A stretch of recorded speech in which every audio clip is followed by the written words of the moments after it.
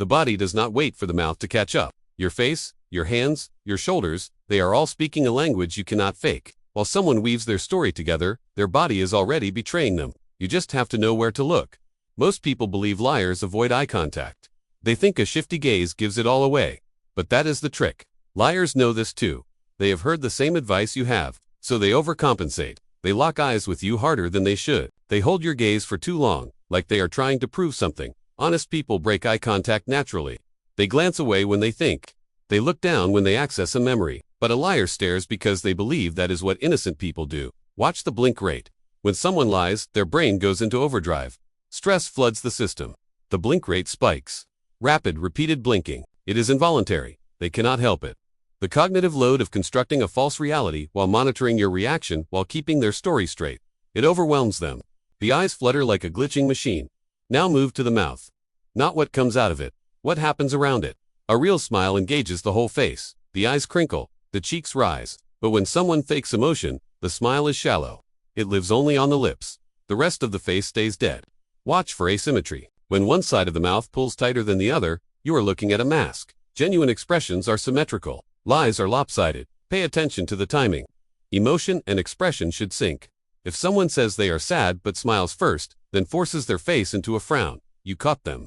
If they claim to be surprised but their eyebrows raise 2 seconds after the news, they already knew. Real emotion is instant. Fake emotion has lag. It is like watching a badly dubbed film. The mouth moves, but the words come late. The hands tell stories the mouth refuses to. When someone lies, their gestures stop matching their words. They say yes while shaking their head no. They describe something large while their hands stay small and close to the body. Truthful people gesture naturally. Their body amplifies their message. But liars are managing two realities at once, the truth and the fiction. The brain cannot coordinate both perfectly, so the body leaks the truth. Watch for self-soothing. People under stress touch themselves, not sexually. Defensively, they rub their neck, stroke their arm, touch their face. These are pacifying behaviors. The body is trying to calm itself down. When someone suddenly starts massaging their throat while answering your question, their nervous system just spiked. They are in fight or flight, and they cannot fight you with fists, so they lie instead. But the body still reacts like it is under attack. Liars create barriers. They cross their arms, place objects between you and them, lean back when they should lean in. This is the body trying to protect itself. It knows the lie is dangerous, so it builds walls. Honest people are open. They face you square. They remove obstacles. They want connection. Liars want distance. The feet never lie. Everyone focuses on the face because that is where we think deception lives. But the feet are the most honest part of the body. They are the farthest from conscious control. When someone is uncomfortable, their feet point away from you, toward the exit, toward escape. Even if their torso faces you and they are nodding along, check the feet. If they are aimed at the door, that person wants out. They are trapped in their own lie and their body knows it. Stillness is a weapon. Watch for someone who suddenly freezes. Liars sometimes go unnaturally still when questioned. This is the freeze response. The body shuts down movement to avoid detection. Like prey, hiding from a predator. They stop gesturing, stop shifting weight. They become a statue. But humans are not statues. We are always moving, even slightly.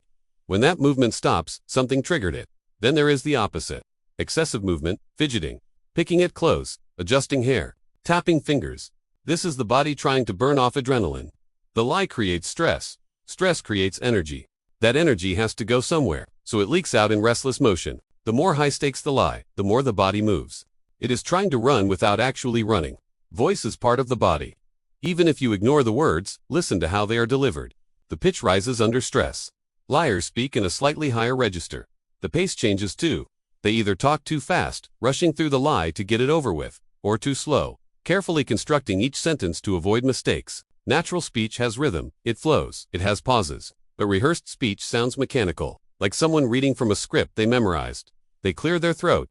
Not once, repeatedly. The body produces less saliva under stress. The mouth goes dry. The throat tightens. So they cough, swallow, clear their throat over and over. It is the body trying to function normally while the brain is lying. The two systems clash. Microexpressions are the holy grail. These are facial expressions that flash across the face in less than a second. They reveal true emotion before the person can mask it. You see contempt flicker before the fake smile. You catch fear before the confident posture. Training yourself to spot these is hard. But once you see them, you cannot unsee them. The face confesses before the mouth even opens. Context matters. Someone touching their face is not always lying. Maybe their nose itches. Maybe they are tired. You cannot rely on one signal. You need clusters. Multiple signs happening together. The eyes blink fast and the hand goes to the neck and the feet point away and the voice rises and there is your answer. One gesture is noise. 5 gestures is a pattern. Baseline is everything. You need to know how someone behaves normally before you can spot the deviation. If they always fidget, fidgeting means nothing. But if they are usually calm and suddenly their leg is bouncing, something changed. You are looking for the break-in pattern. The moment they stop being themselves. Liars over-explain, not with words, with their body. They nod too much. They gesture too emphatically. They are trying to sell you on their story. But truth does not need selling. Truth just is. When someone is working too hard to convince you non-verbally, ask yourself why. What are they compensating for? The chin lowers. This is subtle. When someone feels shame or guilt, the chin dips slightly down. It is a universal sign of submission and discomfort. Even if they are speaking confidently, if the chin drops, the body is admitting something, the mouth will not. They create distance without moving. Their body language closes off. The shoulders round forward. The chest caves in. They are making themselves smaller. Honest people stand tall. They have nothing to hide. Liars collapse inward like they are trying to disappear. You cannot fake the truth with your body. You can control your words, you can rehearse your story, but your body runs on a different system. It responds to the emotional truth, not the narrative you are spinning. And unless you are a trained operative or a psychopath, your body will betray you every single time. This is not about becoming paranoid. Not everyone who touches their face is lying. Not every blink means deception. But when you learn to read the body, you see the world differently. You stop listening only 2 words. You start hearing the whole person. And most of the time, the body is screaming the truth while the mouth is whispering lies. You do not need a polygraph.